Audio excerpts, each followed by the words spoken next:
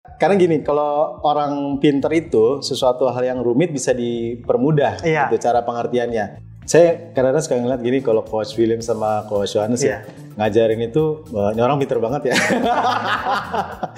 Saya tuh pernah ada ketemu senasabah itu yang kehilangan duit ya. Ibaratnya kehilangan duit 25 juta, 35 juta di cabang gitu ya. Ternyata ada satu sisi kita ngelihat bahwa tingkat kesadaran khususnya di masyarakat itu, di cyber security itu bisa dibilang masih tergolong butuh pengembangan sih sebenarnya gitu. Dan ini salah satu informasi yang saya dapat juga nih di IT Box, bahwa berdasarkan ada di salah satu data hampir 1,3 juta ya case itu terjadi khususnya di negara Indonesia gitu. Bincang seru bareng anak IT hanya di Talkbox. Halo Sobat Digital, kembali lagi di episode terbaru dari Talkbox. Nah, kali ini narasumber yang bakal aku ajak ngobrol adalah beliau seorang Sobat Digital nih, alias orang yang sudah belajar di IT Box. Biasanya kan kalau yang kita undang tuh orang yang praktisi di industri tertentu di bidang IT, tetapi kali ini beliau juga seorang praktisi dan juga pernah belajar di IT Box. Bahkan lagi belajar di IT Box ya, kalau nggak salah katanya lagi di level intermediate. Nah, pasti penasaran dong, kita bakalan ngulik beliau ini sosoknya seperti apa dan kenapa sih milih IT Box buat belajar. Oke, kita langsung aja kenalan sama orang. Halo Pak. Halo, selamat siang. Apa kabarnya nih? Alhamdulillah baik-baik. Baik ya Pak ya, tadi macet nggak perjalanan? Lumayan, Jakarta Barat perjalanannya cukup panjang. Oke, jadi perjalanan dari mana nih Pak? Saya dari Depok kebetulan. Dari Depok? Dari Depok. Ada meeting di Jakarta Barat, terus kebetulan dekat di Puri ya. Di Puri, terus langsung ke sini. Nah, pas banget ya? Pas banget harinya juga pas gitu. Oke, Pak Andre, boleh kenalan dulu ke Sobat Digital, namanya siapa dan sekarang tuh kesibukannya ngapain aja sih? Oke, selamat siang Sobat Digital, perkenalkan nama saya Andre Alfiansyah. Saat ini saya memegang di salah satu perusahaan di Exidik, di Cyber Security Solutions, dan kesehariannya lebih banyak pitching, lebih banyak consultation sama perusahaan-perusahaan ataupun bidang institusi yang memang butuh khususnya di keamanan cyber. Oke, ini aku penasaran apakah Pak Andre itu megang technical juga atau enggak, tapi jawabnya nanti ya Pak. Karena kita nguliknya bakalan banyak banget ya obrolan-obrolannya. Pak, ini kan di bidang cyber security. Ini awal mula nih Pak Andre tertarik ke bidang cyber security itu gimana sih? Ya, kalau di bidang cyber security kan salah satu bidang di IT ya Mas. Tapi kalau terkait dengan IT sebenarnya interestnya udah cukup lama. Gitu. Sejak saya sebagai end user, kebanyakan tuh kan permintaan request, terus kita banyak koordinasi sama tim IT.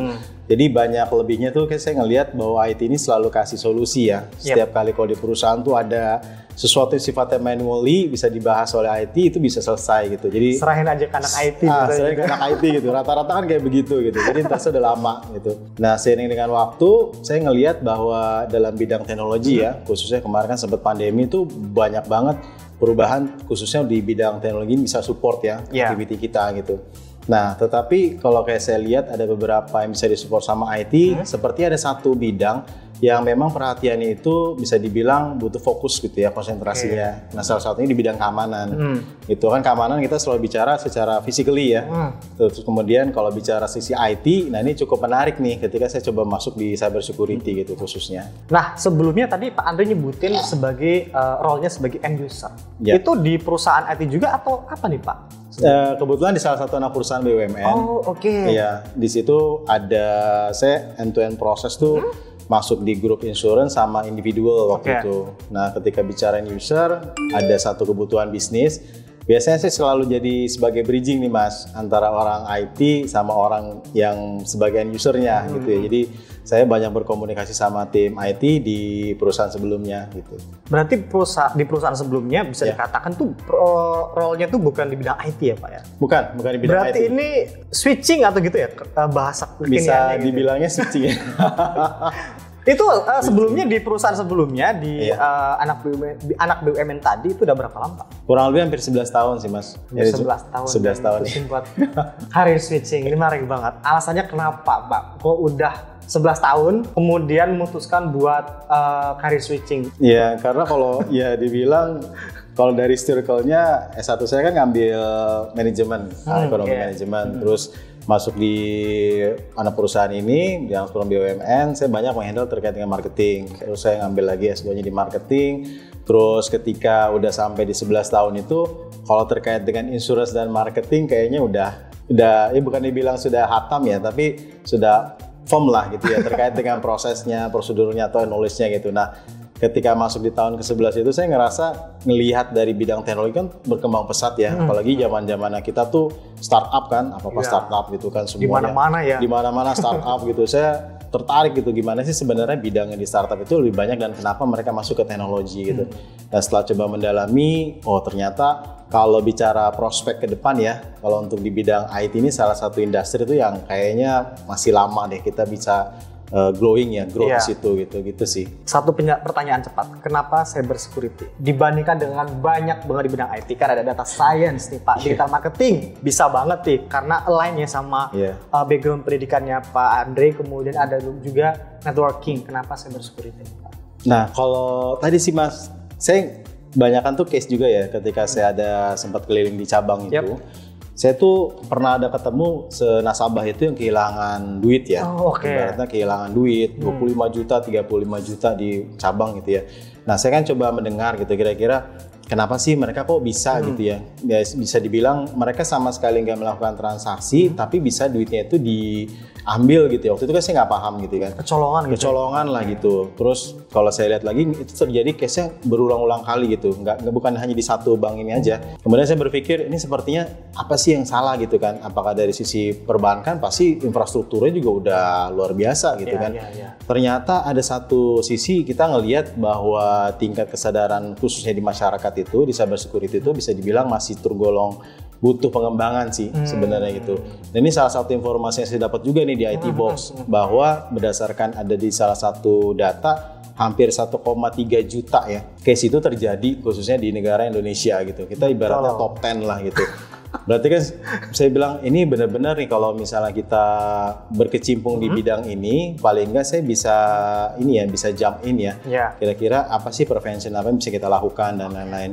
Kalau mau di bidang pengembangan developer itu pasti butuh waktu ya. Iya, codingnya ya, belajar codingnya, belajar HTML, JavaScript itu kan Python pasti butuh waktu gitu. Tapi kalau ketika bicara di cyber security, kita sekarang nggak langsung tuh bisa langsung jump in karena kita secara frameworknya basically-nya bisa pelajarin gitu ya. Dan kalau secara teknikalnya, kenapa tadi saya juga masuk ke teknik karena ketika kita bicara pengamanan, otomatis kan kita juga harus tahu nih sebenarnya kalau hacker itu caranya gimana sih gitu ya. Cara mainnya gimana gitu. Itu sih yang bikin saya tertarik sih di cyber security. Yang menjadi daya tarik Pak Andi terhadap cyber security itu karena pengen tahu kayak gimana sih hacker ini bekerja gitu ya. Iya, benar Mas. Nah, kalau nasabahnya yang pernah Pak Andre alami tangani ini di nasabahnya Pak Andi itu mostly pada kenapa sih Pak? Ada ini nggak kayak case-nya udah ketemu gitu sempat gitu kayak misalkan ketipu apa gitu? Kalau saya lihat tipikalnya hampir sama tuh Mas. Biasanya mereka kena dari social engineering. Social engineering, terus teknikal yang dipakai itu selalu berulang kali itu pakai phishing attack dia. Either lewat email, lewat WhatsApp, SMS gitu yang sifatnya ngaku dari bank gitu. Ngaku dari bank gitu. Rata-rata sih di situ mereka kenanya. Yang ketika mereka ngelihat sisi compliance-nya udah oke kan, mereka klik, mereka nggak sadar tuh ternyata udah jalan ada keystroke atau keylogger di situ gitu ya. Jadi udah ngebaca kan. Salah satu malware itu ada spyware ya. Dia mau mata-matai penggunanya, aktivitinya. Saya ketika saya pelajari dalamnya, ternyata ketika dengan hanya satu klik download itu semua aktiviti yang kita lakukan di mobile banking itu terjadi gitu ya. Jadi secara nggak langsung tuh terjawab sudah lah gitu kenapa nasabah itu bisa terambil duitnya ya. Karena kan sampai saat ini kalau saya nggak salah, kalau kita mau melakukan transaksi perbankan itu kan belum ada yang pakai face recognition kan. Iya, belum. Pakai struktur tulang itu belum ada gitu. Kalau itu udah ada kayaknya lebih aman deh. Lebih aman ya autentikasinya ya. Autentikasinya. Selama ini kan cuma pakai OTP doang kan. OTP itu ketika udah masuk ke handphone, dia dapat informasinya langsung bisa transaksi hilang gitu. Saya berapa kali tuh ketemu Mas dan rata-rata tuh yang usianya 40, 50 ke atas gitu ya yang mungkin sama teknologi pun belum begitu melek banget ya Pak ya. Bener. Dan ketika baca kan juga kadang-kadang suka ini ya apa sih gitu kan nggak sengaja ke klik atau ke download gitu. Rata-rata sih kayak begitu sih kalau saya ketemuin. Ya dikira undangan beneran gitu kan. Dikira ini ada paket beneran gitu. Oke, ini menarik banget nih Pak. Kembali ke perjalanan karir Pak Andre. Ini tadi bisa dikatakan career switching. Nah, strategi yang dipakai buat Pak Andre nih, buat kayak bisa menyesuaikan diri dalam proses career switching itu apa nih? Kan pasti kan nggak gampang gitu menurut aku ya. Yang tadinya anak manajemen nih, jadi anak IT gitu lah ya. Itu gimana strategi belajarnya gitu? Kalau saya lihat sih, ya yang pertama selalu kosongkan dulu ya pikiran kita atau gelas kita lah. Kosongkan pikiran itu gimana? Jangan jadi gila itu enggak. Empty your glass dulu lah gitu. Karena ketika saya lulus di S1 Stekpi kan perbankan tuh Mas. Tiba-tiba saya masuk ke asuransi. Itu tuh beda jauh gitu. Kita bicara bank dengan insurance tuh dua hal yang berbeda lah gitu. Tapi kalau dari sisi lini bisnisnya kan bisa saling kerjasama ya. Tapi ketika saya masuk di insurance itu, justru saya membuka pikiran saya lagi. Saya belajar lagi dari awal gitu. Sama sekali nggak tahu polis itu apa, masa pembayaran premi, bahkan statement aktuari, terus gitu cara tabel mortality, morbidity itu sama sekali nggak paham gitu. Jadi walaupun saya udah kuliah 3 tahun, terus masuk ke insurance, belajar lagi yang baru gitu. Akhirnya saya belajar lagi yang baru gitu. Terus ketika dikasih challenge, waktu itu saya lama tuh Mas di employee benefit ya, di IB. Terus saya ada challenge lagi masuk ke bank insurance waktu itu. Belajar lagi yang baru, ibaratnya B2B masuk ke B2C gitu. Kosongkan lagi lah, ibaratnya kita cangkirnya kosongin lagi. Kosongin lagi, jangan punya ego gitu. Nah, ketika mau masuk ke dunia IT sama halnya juga seperti itu gitu. Ketika saya mau switching ke IT, saya ngelihat di usia saya kan udah nggak muda lagi ya, gitu ya. Saya bilang apa ya ini harus masuk ke dunia yang baru gitu. Tapi ketika saya ngelihat ini opportunity-nya dan lain-lainnya, peluangnya juga cukup besar gitu ya. Akhirnya saya ya udah belajar lagi yang baru gitu. Saya belajar lagi tuh benar-benar dari ya boleh dibilang IP itu apa gitu ya, subnetting from scratch lah ya. Iya, from scratch lah gitu ya. MAC itu apa, istilah-istilah yang seperti itu saya pelajarin lagi benar-benar dari baru sampai ya dibantu lah sama saya pelajarin juga ya di IT Box itu cara teknikalnya gitu ya, cara pengertiannya gitu ya. Alhamdulillah sih itu sih kalau menurut saya kita yang muda-muda nih ya, khususnya muda-muda kalau mau career switching jangan ngerasa kita udah penuh dengan informasi lah. Benar. Itu pasti akan ngeblocking, secara nggak langsung akan ngeblocking kita belajar yang baru gitu. Berarti harus dalam artian kosong tuh menyiapkan pikiran untuk bisa menampung ilmu baru gitu ya. Benar Mas. Menarik banget. Nah ini Pak Andre juga belajar di IT Box loh Sobat Digital. Ini aku penasaran banget. Awal mula ketemu IT Box itu gimana nih Pak? Nah. Kalau bicara di IT Box itu sebenarnya dari ads ya. Rata-rata ya gitu ya. Mungkin marketing budgetnya bisa ditambahin. Ads ya dari iklan gitu. Karena kalau di situ tuh saya scroll itu kan banyak banget ya. Mungkin karena dia udah ngebaca algoritmanya saya sering ngebuka muka yang lain gitu ya. IT Box tuh sering berapa kali muncul gitu ya. Muncul lagi. Akhirnya saya coba klik, terus saya masuk ke websitenya, saya pelajarin. Oh ini oke juga nih karena kan bahasa Indonesia kan. Ngajar bahasa Indonesia, praktikal bahasa Indonesia gitu. Kadang-kadang kalau dari bahasa Inggris kan kita kadang-kadang suka ini ya, pengertian bahasanya seperti apa gitu kan, agak-agak ngejelimet gitu. Tapi kalau ini lebih simpel sih.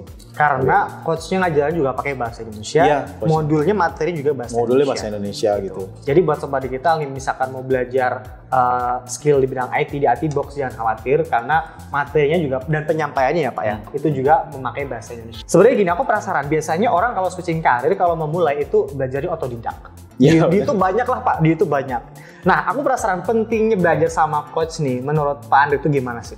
Kalau pengalaman saya pribadi, memang harus cari mentor sih, gitu. Itu paling pertama gitu. Karena kalau di YouTube itu, waduh banyak banget. Diklik di cyber security aja, banyak banget gitu ya, banyak banget. Terus tools yang harus dipakai, jadi langsung sifatnya praktikal gitu kan. Tapi memang ketika kita cari mentor, kemudian pembelajaran secara terstruktur, itu jadi lebih mudah gitu.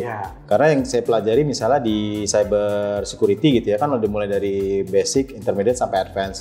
Nah yang basic sendiri benar-benar diajarin tentang networking itu apa sih gitu.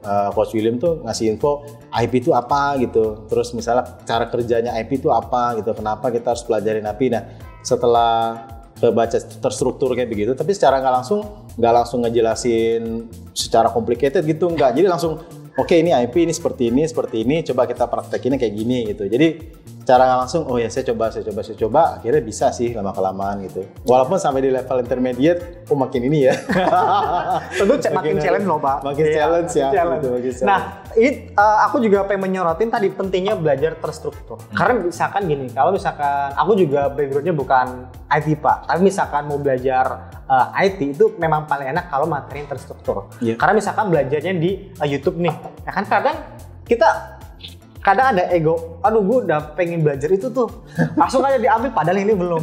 Ya Iya, nggak? bener. Ya makanya nih Sobat Digital di IT Box tuh materinya emang terstruktur. Jadi jangan khawatir misalkan nggak ada background di bidang IT itu dan mau belajar di IT Box itu materinya diurutkan banget dari yang ibaratnya from zero to something lah ya. Bukan to hero tapi to something gitu lah. Sesuai dengan yang diharapkan gitu.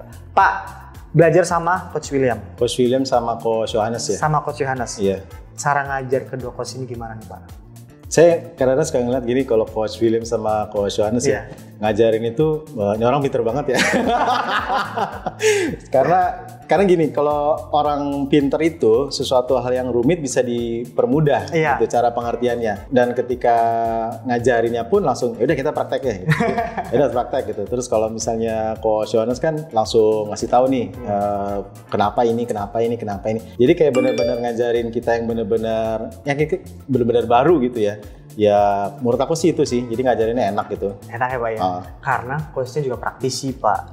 Iya, praktisi di industrinya langsung. Jadi ketika ngasih materinya pun kayak bukan cuma based on teori, tapi berdasarkan pengalaman beliau-beliau. Iya. Pak Andre sendiri, ya kan? Ini kan udah belajar di IT Box sampai level intermediate.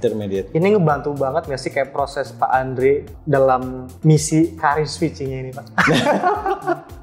Ini kalau boleh jujur sih sangat ngebantu ya. Ya, sangat ngebantu. Kenapa? Karena ketika kita masuk di cyber security itu kayak puzzle Mas. Jadi ya kayak puzzle gitu ya. Sebenarnya itu harus mulai dari mana sih gitu kan.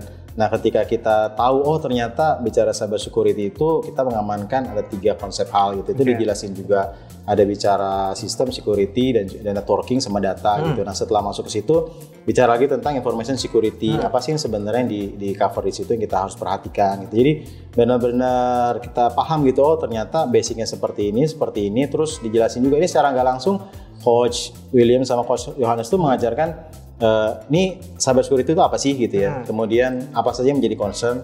Terus kita perlu paham nih aktor di belakangnya siapa aja.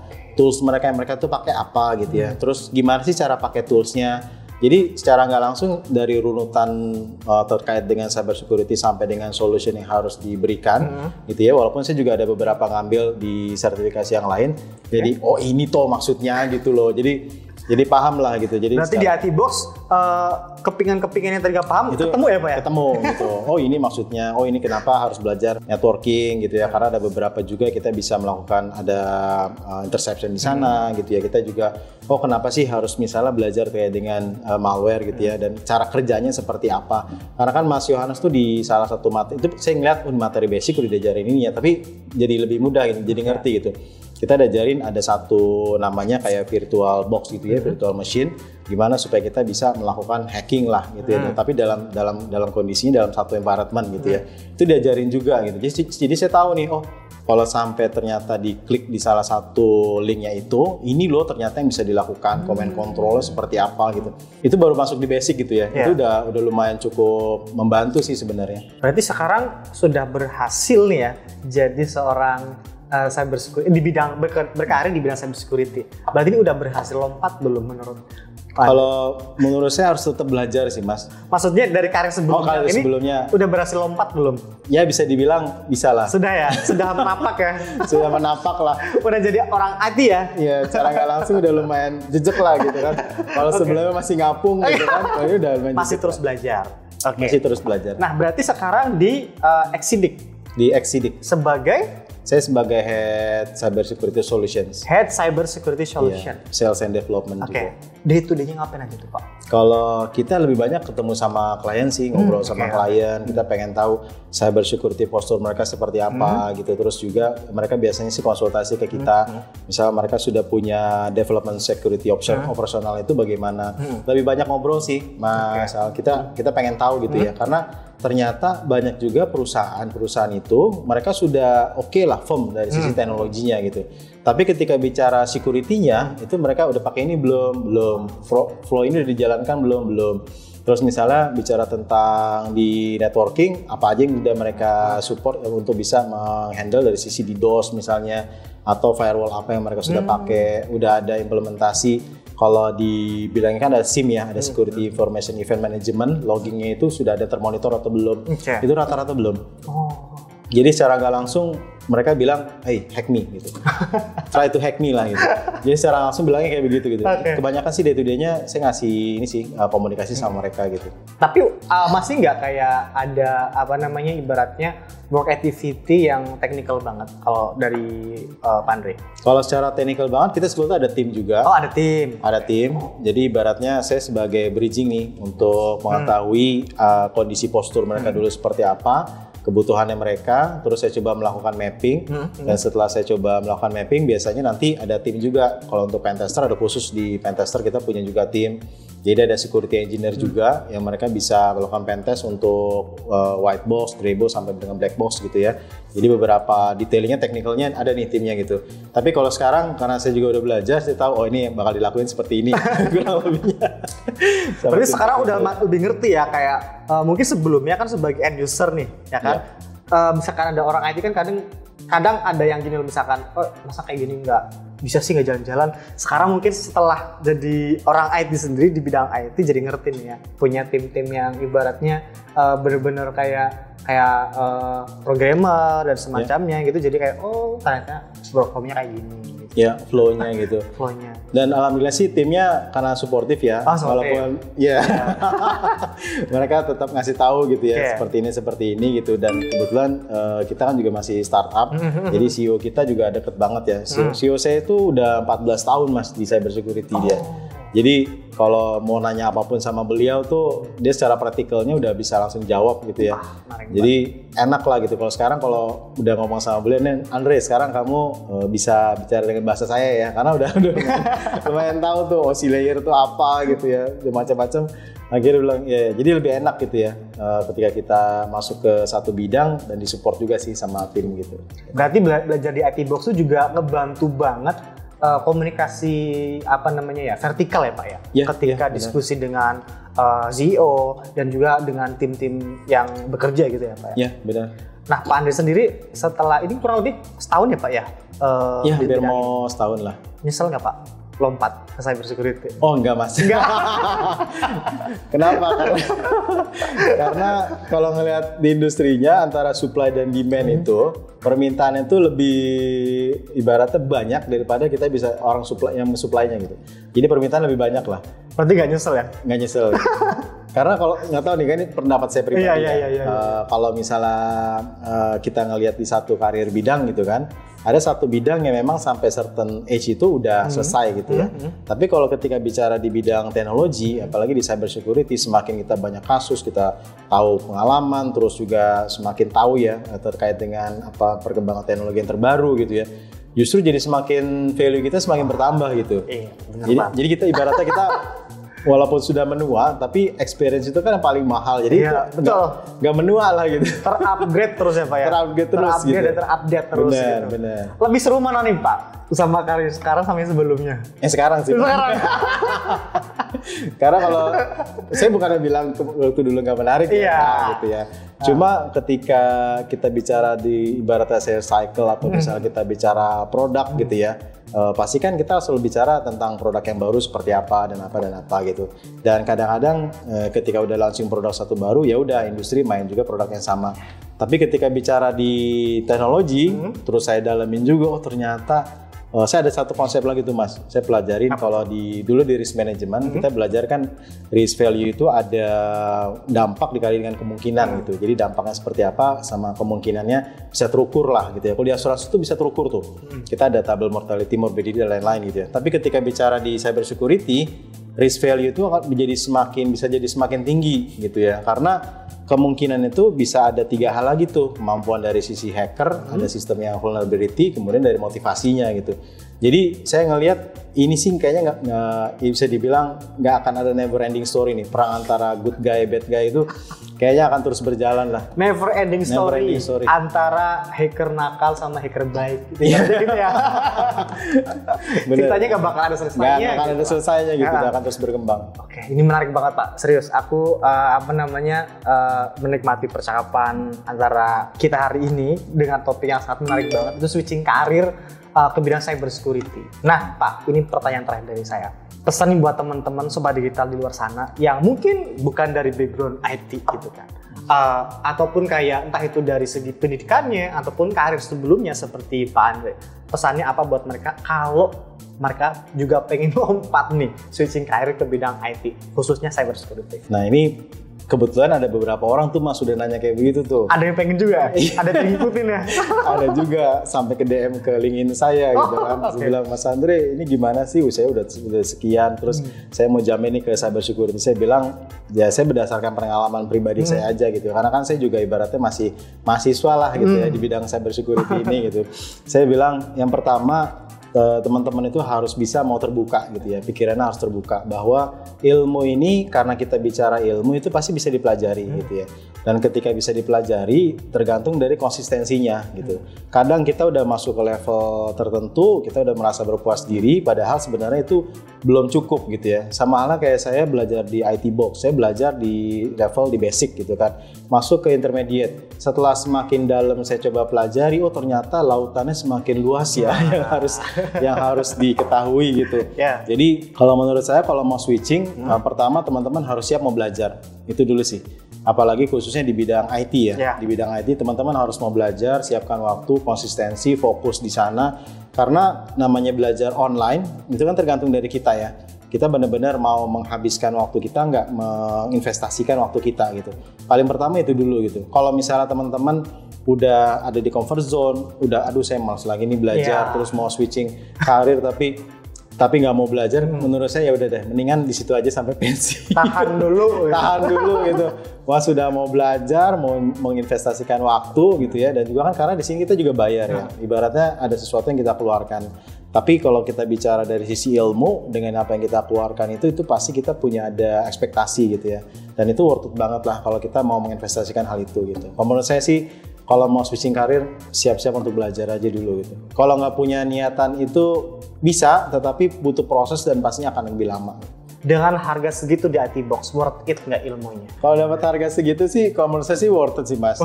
Karena satu di basic aja ya, dari satu materi itu ada satu modul itu ada beberapa sub lagi gitu ya, sub modul gitu. Dan itu kita bisa berulang kali, kita coba lihat lagi dan lagi gitu ya, kita bisa cepetin gitu kan, coachnya ngasih penjelasan. Kalau menurut saya sih worth it sih, karena kan sampai bahkan di level intermediate aja kita diajarin tentang basic bahasa pemrograman, kita bicara tentang Python. Saya sebelumnya kan juga nggak tahu tuh untuk Kali Linux seperti apa, terus pemrograman C seperti gimana, cara pakainya, bahasa, ternyata ada komen yang harus kita ketahui gitu. Jadi kalau dibilang dengan harga segitu menurut saya sih worth it ya. Saya tuh dapatnya 800.000 Mas. Itu ya 800.000 gitu. Nah 800.000 itu untuk dari basic sampai dengan advance. Dengan sekian puluh modul dan ada beberapa jam. Jadi ya teman-teman bisa lihat aja kalau bicara coach ya. Coach ini kan mereka tadi Mas bilang praktisi kan? Praktisi. Nah praktisi sekian tahun mereka menginvestasikan di satu modul ini di IT box itu, dan kita bayar cuma 800.000. Kita dapatnya dagingnya gitu kan ya. Beli pengalaman orang dan ilmunya 800.000. Nah 800.000 gitu kalau menurut saya pribadi ya. Kan kita nggak tahu kemampuan seseorang seperti apa. Tapi bagi saya experience yang coach itu udah milikin dan ditransfer ke kita secara teknikal dan terstruktur dengan harga segitu sih worth it sih menurut saya. Menarik banget nih. Makanya nih Sobat Digital, kalau pengen nyicipin belajar cyber security ataupun bidang IT lainnya, boleh banget kunjungi itbox.id karena teman-teman bisa pilih nih beberapa kelas yang disesuaikan dengan minat teman-teman semuanya. Pak Andre, thank you banget sudah sharing-sharing dan juga datang nih ke sini. Meskipun sebenarnya tadinya kita mau ngobrol-ngobrol terkait pengalaman belajar, tapi aku lebih tertarik banget juga nih sama perjalanan karir Pak Andre nih Pak. Thank you banget ya Pak ya. Ya, thank you sama-sama Mas. Sobat Digital, terima kasih banyak sudah menyimak percakapan di Talkbox episode kali ini bersama aku dan juga Pak Andre. Banyak banget ya tadi sharing-sharing pengalamannya dan juga tips-tipsnya nih. Apalagi misalkan kamu juga nggak ada background IT gitu ya, dan pengen banget nyemplung nih ke bidang IT, selalu ada cara nih buat teman-teman belajar dan mendapatkan ilmu di bidang IT. Oke, tentunya kalau misalkan belajar di IT Box dengan coach yang sudah berpengalaman, materi terstruktur, semuanya mungkin. Aku Minbox Sahal dan juga Pak Andre. Jangan lupa untuk like, comment, subscribe, dan nyalakan lonceng notifikasi channel ini supaya kamu nggak ketinggalan informasi terupdate seputar dunia IT. Aku Minbox Sahal dan juga Pak Andre. Andre dari Exidik. Siap, sampai jumpa di episode selanjutnya. Ciao. Bincang seru bareng anak IT. Hanya di Talkbox.